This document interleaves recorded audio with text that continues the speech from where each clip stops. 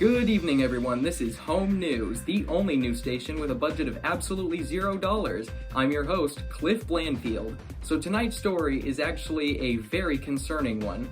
So a coronal mass ejection, or a CME, has been confirmed to have been spotted at around December 1st, 11:04 p.m. For more details, we go to our astrometeorologist, which is apparently a job, Gus Gobble.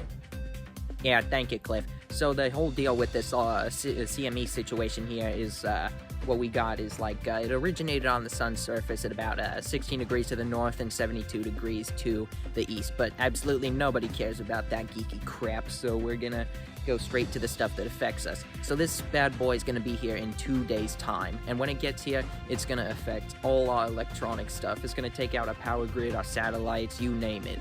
And not to mention that this thing's gonna cause a bunch of geomagnetic storms that are gonna put a whole bunch of radiation up in the atmosphere. So if you got any vacation plans, you better cancel them now, because if a plane goes up there, everybody dies. I'm not even gonna be gentle about it. I'm not sugarcoating it. You go up there, you die of radiation poisoning.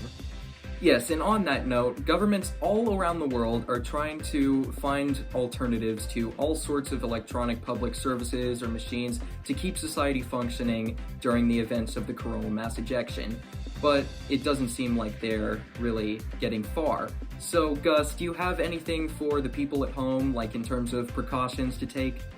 Alright, until this whole thing disappears, you guys aren't going to have any power, so what I recommend you do is you charge your devices now and turn them off in case you're going to need them for something while the power's out.